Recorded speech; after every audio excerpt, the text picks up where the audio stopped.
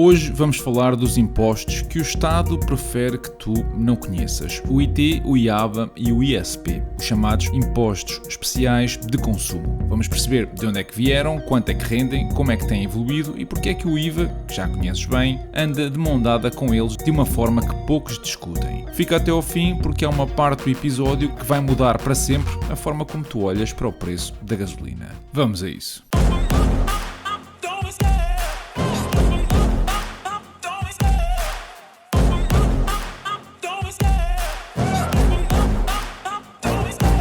Love the chase and the hunt, and I set the pace when I'm running. I always take what I want and I always give it 100. Don't need a bank, no I'm funded. Play the game like it's nothing. I'm always thankful for something. Don't take for granted, stay humble. Now wake up, it's time to look at the enemy. Look in the mirror if he is no friend to me. It's not working out, maybe it's the chemistry. It's time to break up so I can make a better me. Mas antes de entrar nos números, vamos dar aqui um passo atrás. Sabes quando é que Portugal começou a cobrar imposto sobre o tabaco? No século XVII. A coroa portuguesa tinha o monopólio do tabaco e já na época percebeu que este era uma galinha dos ovos de ouro. As pessoas consumiam independentemente do preço. Tinham a liberdade de cobrar mais porque as pessoas pagavam na mesma. E este imposto começou associado ao monopólio régio e depois à Companhia Geral das Lesírias. Com o passar dos séculos, essa lógica foi-se alargando a outros produtos. O álcool e mais tarde os combustíveis, quando o petróleo passou a mover o mundo. Mas foi em 86, com a adesão de Portugal à Comunidade Europeia, que tudo mudou de uma forma definitiva. Bruxelas criou um conjunto de regras comuns para que todos os países da Europa tributassem os mesmos produtos da mesma forma, evitando assim que as pessoas fossem reabastecer ou comprar cigarros ao país vizinho só porque era mais barato. Esta harmonização ficou consolidada numa lei europeia em 1992 e Portugal transpôs a mesma e hoje temos o que é o Código dos Impostos Especiais de Consumo, o CIEC. Na prática, o livro de regras de toda esta tributação. E a grande ideia que está por detrás destes impostos é que há produtos que custam mais à sociedade do que o seu preço de mercado nos diz. Um maço de cigarros não custa apenas o que o tabaqueiro te cobra, custa também consultas no SNS, tratamentos de cancro, pensões de invalidez, da mesma forma que um litro de gasóleo não custa apenas o que o posto te cobra, custa também poluição, alterações climáticas e acidentes. Já uma garrafa de whisky também não custa apenas o que pagas no supermercado, custa também urgências hospitalares, violência doméstica e absentismo laboral. Ou seja, o Estado em teoria está a cobrar-te este custo extra logo à cabeça. É o que os economistas chamam de externalidades negativas. Mas na prática, como vamos ver, também serve muito bem para encher os cofres públicos. E ao contrário do IVA, estes impostos são calculados não sobre o valor do produto, mas sobre quantidades físicas, litros, gramas ou graus de álcool, e por isso é que se chamam de especiais. São específicos, diretos e incidem sempre no mesmo ponto, quando o produto sai para o mercado. Vamos então ao primeiro imposto, o imposto sobre o tabaco. Este é provavelmente o imposto mais bem comportado da minha lista, porque sobe todos os anos. A receita raramente desilude. A nicotina cria dependência e a dependência é, digamos, um argumento fiscal irresistível. Cada maço de cigarros que compras paga 2 tipos de imposto ao mesmo tempo. Uma taxa fixa por cigarro, independentemente do preço, e uma percentagem sobre o preço de venda. Há ainda um imposto mínimo que garante que mesmo as marcas mais baratas pagam um mínimo de tributação. E o objetivo é simples, é que ninguém consiga escapar pelas marcas low cost. Este imposto, em 2025, rendeu mais de 1,6 mil milhões de euros. Um crescimento de 9% face a 2024. Em 2024 houve uma pequena quebra, é verdade, porque os portugueses começaram a trocar o cigarro tradicional pelo tabaco aquecido e pelo vape, que ainda pagam menos imposto, e o Estado reagiu. No orçamento deste ano, 2026, as chamadas bolsas de nicotina, aquelas almofadas que se colocam debaixo do lábio, passaram também a ser tributadas. Portanto, se consomes nicotina de qualquer forma, o fisco vai a tempo de te cobrar um imposto. Ainda uma curiosidade em relação a este imposto que poucos sabem. Cerca de 170 milhões de euros da receita deste imposto está consignada ao programa de saúde todos os anos, o que quer dizer que o tabaco financia em parte o tratamento das doenças que o mesmo provoca. Há qualquer coisa de poético e de perverso nisto ao mesmo tempo. O segundo imposto é o IABA, o nome comprido por algo que se traduz da seguinte forma: pagas imposto pelo álcool que consomes e desde 2017 também pelo açúcar que bebes. E é uma estrutura bastante curiosa porque o nosso vinho, sim, o vinho português, o nosso orgulho nacional, está isento deste imposto na generalidade. Foi uma batalha histórica da fileira vitivinícola e é mesmo uma exceção europeia. A cerveja já paga este imposto, as bebidas espirituosas como o whisky, o vodka e o gin, nem falar, pagam muito mais, calculado com base no volume de álcool puro. Mas o grande twist deste imposto chegou então em 2017. Portugal foi dos primeiros países a tributar as bebidas açucaradas não alcoólicas, como são os refrigerantes ou os sumos com açúcar adicionado, e quanto mais açúcar, mais imposto. É uma medida de saúde pública disfarçada de imposto e a ideia é tornar a Coca-Cola ligeiramente mais cara para que, na dúvida, tu escolhas beber água. O IABA é o mais pequeno destes três impostos em termos de receita, andou perto dos 350 milhões de euros no ano passado, mas foi um dos que mais cresceu nos últimos anos. Entre 2019 e 2022 as taxas estiveram congeladas e em 2024 o orçamento introduziu um agravamento de 10%, descrito pelo setor como histórico, o que gerou quase 40 milhões de euros adicionais. A indústria de bebidas bem que protestou e o governo esse encaixou o dinheiro. E agora chegamos ao grande protagonista, ao imposto que toda a gente sente, que ninguém entende muito bem o que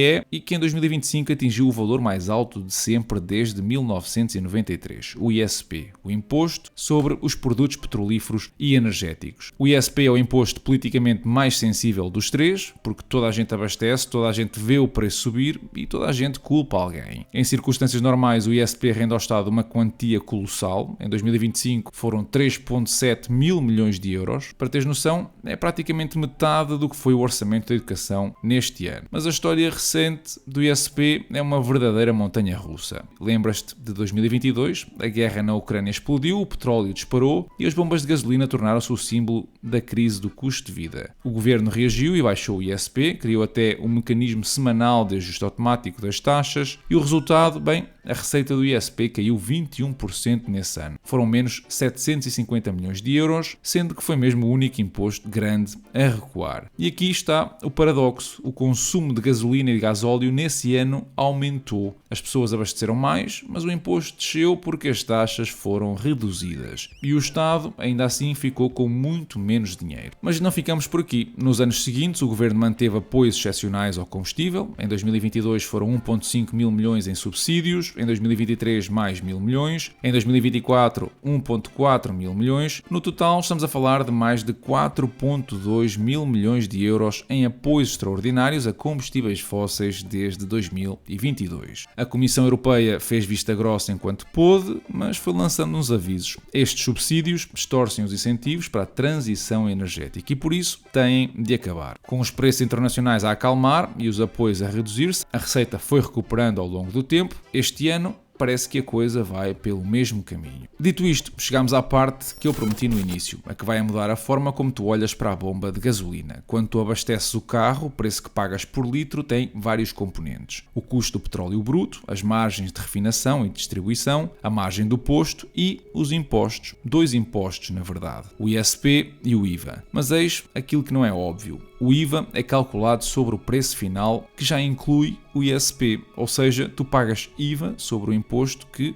já pagaste. O Estado cobra 23% de IVA sobre um valor que já inclui o ISP, que já foi cobrado anteriormente. Isto significa que num litro de gasolina, a cerca de 1,70€, mais de metade do preço são impostos. E o IVA está lá a incidir sobre tudo isso, incluindo sobre o ISP. É na prática imposto sobre imposto, completamente legal e que se perguntares na rua, ninguém sabe explicar muito bem. O mesmo acontece com o maço de cigarros. O imposto sobre o tabaco está embutido no preço e depois o IVA incide sobre esse preço. Na cerveja que bebeste na esplanada é mais do mesmo. Mas o Estado tem consciência disto. Em 2022, quando os preços da gasolina dispararam e o IVA que o Estado cobrava por litro aumentou automaticamente, o Governo usou exatamente este argumento para baixar o ISP. como o IVA já estava a render mais com os preços altos, baixaram o ISP para compensar. Foi, na prática, uma admissão implícita de que os dois impostos se sobrepõem e interferem um no outro. Esta sobreposição não é nem acidental nem ilegal, está prevista nas diretivas europeias, mas tem um efeito distributivo importante, pesa mais sobre quem tem menos. Uma família com rendimentos baixos gasta proporcionalmente no seu orçamento muito mais em combustível, tabaco e bebidas do que uma família com mais posses. E, portanto, paga em proporção muito mais destes impostos. A isto os economistas chamam de regressividade. Bem, mas já percebemos o que Portugal cobra. Agora, como é que isto compara com os vizinhos europeus? Será que estamos acima da média, abaixo ou precisamente na mesma? E a resposta vai surpreender-te porque depende muito do produto. Vamos imposto a imposto. Na cerveja, por exemplo, Portugal está entre os mais baratos da Europa. Enquanto a Finlândia cobra quase 60 cêntimos por garrafa de 330 ml de cerveja, com 5% de álcool, Portugal fica nos extremos inferiores da escala europeia, a par de países do sul e do leste europeu. O campeão escandinavo cobra quase 20 vezes mais imposto por garrafa do que alguns países do Mediterrâneo. E por que esta diferença tão dramática? Bem, os países nórdicos adotaram há décadas políticas fiscais agressivas sobre o álcool como medida de saúde pública. O consumo de álcool per capita baixou, mas o imposto subiu. É uma escolha política consciente, pelo que Portugal, com uma forte indústria de cerveja e uma cultura desplanada, nunca enveredou por este caminho. A isenção do vinho no IABA é, neste contexto, apenas a parte mais visível de uma tradição muito mais longa de proteger o setor das bebidas. No tabaco,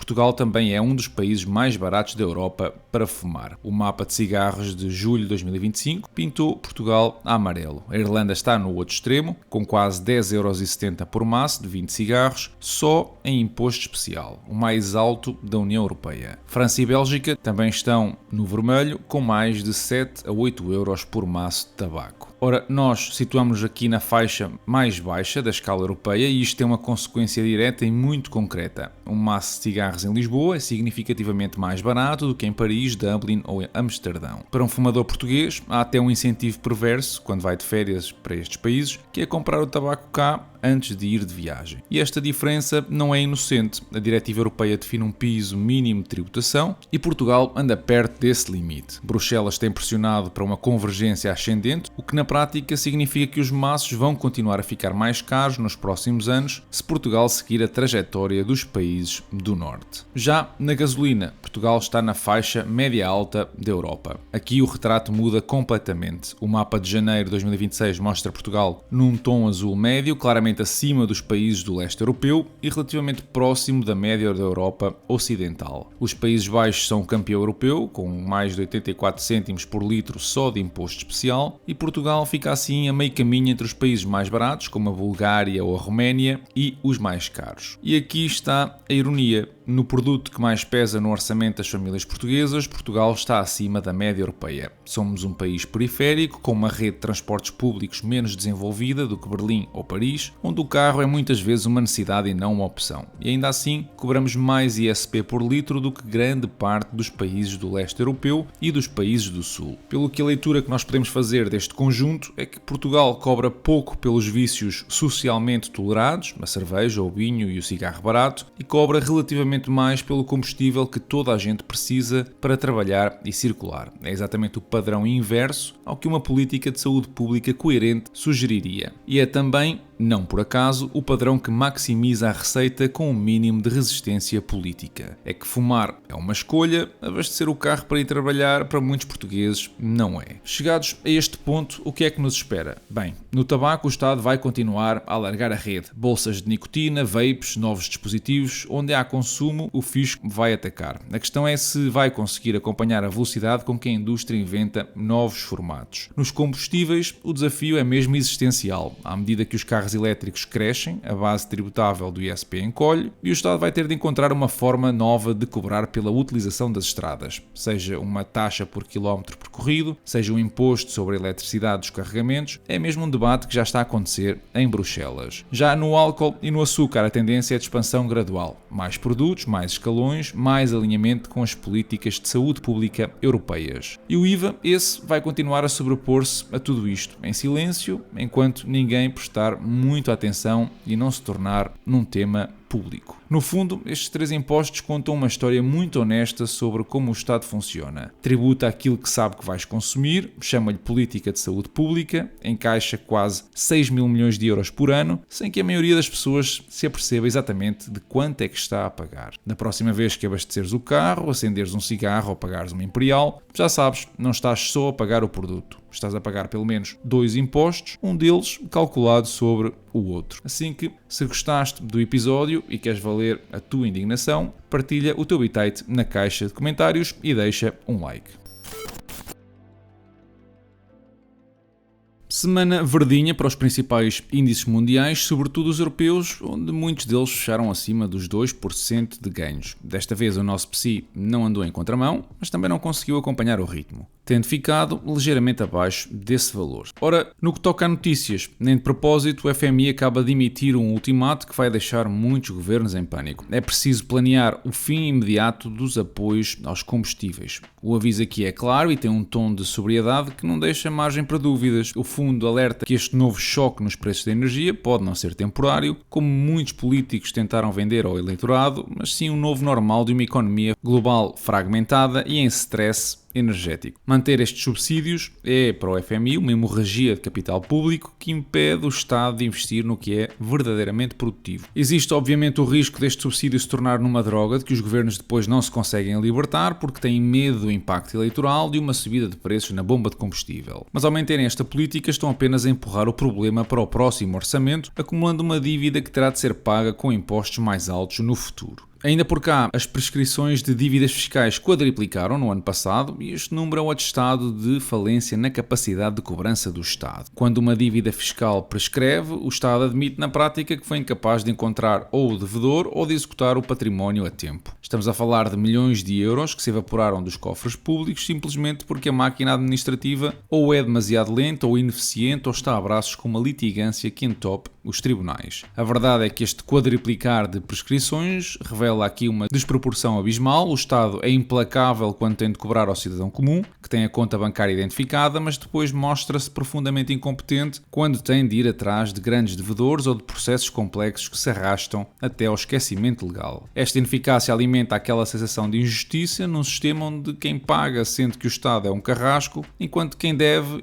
e foge vê o tempo trabalhar a seu favor. É a prova de que a justiça fiscal é cada vez mais uma questão de quem tem paciência para esperar pelo prazo de prescrição. Por fim, a venda de combustíveis, em linha com o que nós vimos no episódio, disparou para níveis que não se viam há quase 3 anos, mas novamente, não acreditem que isto é um sinal de uma economia vibrante ou de um país a passear mais. O que estamos a ver nas bombas é o reflexo puro e duro da psicologia do pânico. Escaldados pelos avisos da inflação e pelos alarmes de Bruxelas sobre a escassez de energia, os portugueses não estão a consumir mais por prazer. Estamos a correr às gasolineiras para testar o depósito hoje, tentando antecipar aquilo que é a subida de preços da manhã. Esta antecipação no consumo depois cria um paradoxo muito perigoso. Ao tentarem proteger as carteiras individualmente, centenas de milhares de automobilistas geram ao mesmo tempo um pico artificial na procura que depois as distribuidoras não conseguem acompanhar. O drama deste comportamento é que ele funciona como uma profecia autorrealizável. As corridas às bombas esvaziam os tanques mais depressa e dá às gasolineiras a desculpa perfeita para carregar ainda mais no preço devido à escassez imediata. Não estamos assim, obviamente, perante um indicador de vitalidade económica, mas sim perante o ciclo da agonia de um consumidor sufocado que tenta jogar contra o mercado e acaba por alimentar o próprio monstro que o castiga. No que toca ao portfólio, vimos uma subida de dividendo por parte da Nvidia esta semana, nada de especial, apenas 2.400%. Já o portfólio esse fechou muito próximo dos $121.000, tendo recolhido mais de $120 em dividendos neste mês de maio. E por hoje ficamos por aqui. Dá o teu contributo com um like, partilha a tua opinião, segue-me nas redes sociais que estão na descrição deste episódio e passa pelo Patreon, onde tens conteúdo e análises exclusivas à tua espera. Da minha parte, eu desejo-te uma excelente semana e bons investimentos.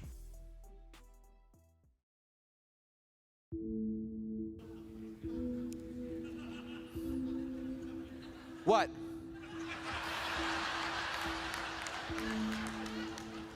All you all think smoking kills?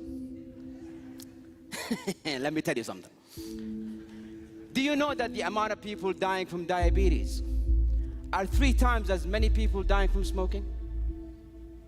Yet if I pulled a Snicker bar, nobody would say anything.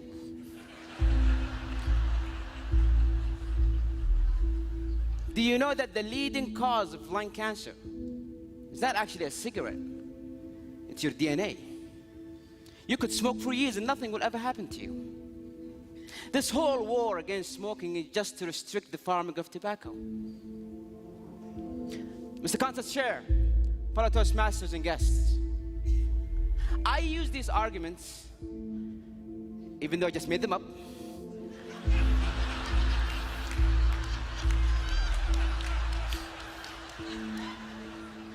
with a group of my friends. And the results, 5 of them believed what I said. 2 of them started smoking. Words, when said and articulated in the right way, can change someone's mind. They can alter someone's belief.